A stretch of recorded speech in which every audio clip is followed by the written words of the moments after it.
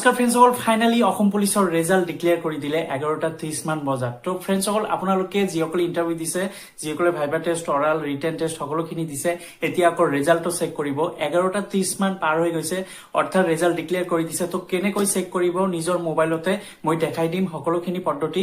তো ফ্ৰেণ্ডসকল, ভিডিঅ'টো সম্পূৰ্ণ ভালদৰে চাব আৰু যিসকলে নতুন ভিজিট কৰি আছে অসম জয় ইউটিউব চেনেলটো সাবস্ক্ৰাইব কৰি বেল আইকনটো প্ৰেছ কৰি দিব। তো ফ্ৰেণ্ডসকল, নিজৰ মোবাইলতে আপুনি নিজে ঘৰত বহি চেক কৰিব পাৰিব।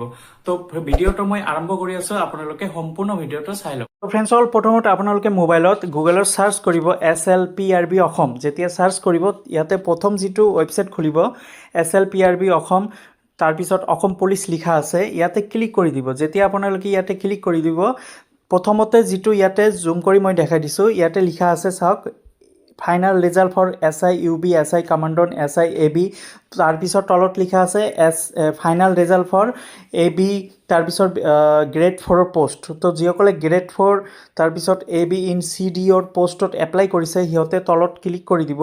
তলত যেতিয়া ক্লিক কৰিব, ইয়াতে অলপ সময় ৱেইট কৰিব। ইয়াতে চাওক আহি গৈছে যে ইয়াতে লিখা আছে কুক, বাৰ্বাৰ, ৱাটাৰ কেৰিৰ, গবলাৰ, ধবি, ইলেক্ট্ৰিচিটিয়ান, এইকেইটা হৈছে গ্ৰেড 4ৰ। তো গ্ৰেড 4 যিসকলে এপ্লাই কৰিছে সিহঁতে ক্লিক কৰি দিব ইয়াতে। যেতিয়া আপোনালোকে ক্লিক কৰিব, ইয়াতে এণ্টাৰ ইয়াৰ ৰোল নাম্বাৰ আহি গৈছে আৰু আপোনাৰ ডেট অফ বাৰ্থ। তো আপোনালোকে ডেট অফ বাৰ্থটো লিখিব আৰু এণ্টাৰ ইয়াৰ ৰোল নম্বৰ, আপোনালোকৰ ৰোল নম্বৰটো লিখি তাৰপিছত ছাবমিট অপশ্যনত ক্লিক কৰি দিব। যেতিয়া ছাবমিট অপশ্যনত ক্লিক কৰি দিব, তেতিয়া আপোনালোকে ৰিজাল্টখিনি অটোমেটিক ডাউনলোড হৈ যাব। তাৰপিছত আপোনালোকে চাব পাৰিব যে আপোনালোকে সিলেক্টেড হৈছে নে হোৱা নাই।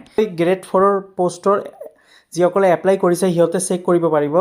আৰু ইয়াতে এটা লিখা আছে চাওক, SI যিসকলে sub inspector UB, sub inspector commandant battalion এইবিধ এপ্লাই কৰিছিল, যিসকলে ইণ্টাৰভিউ দিছিল সিহঁতে ইয়াতে ক্লিক কৰি দিব। ক্লিক কৰাৰ পিছত ইয়াতে চাওক লিখা আছে এপ্লিকেশ্যন নাম্বাৰ, তাৰপিছত কেণ্ডিডেট নেম, তাৰপিছত ডেট অফ বাৰ্থ, তিনিটা অপশ্যন দিয়া আছে আৰু কেপচা কোড লিখা আছে। তো এইকেইটা আপোনালোকে যিটো এপ্লিকেশ্যন নাম্বাৰ আছে, এপ্লিকেশ্যন নাম্বাৰ লিখিব, আপোনাৰ নামটো লিখিব আৰু ডেট অফ বাৰ্থটো ইয়াতে লিখি এই কেপচা কোডটো ইয়াতে বহাই দি ডাউনলোড অপশ্যনত ক্লিক কৰি দিব। যেতিয়া ডাউনলোড অপশ্যনত ক্লিক কৰি দিব, অটোমেটিক ডাউনলোড হৈ যাব আপোনালোকৰ পেজটো। তেতিয়া লিখা থাকিব যে you are selected for appointment letter, যে কংগ্ৰেচুলেশ্যন, এনেকুৱা টাইপৰ লিখা থাকিব। তো যদি এনেকুৱা টাইপৰ লিখা থাকে তেন্তে ভাবিব আপুনি ছিলেক্টেড হৈছে। এনেকুৱা টাইপৰ লিখা নাথাকে তেন্তে ভাবিব আপুনি ছিলেকশ্যন হোৱা নাই।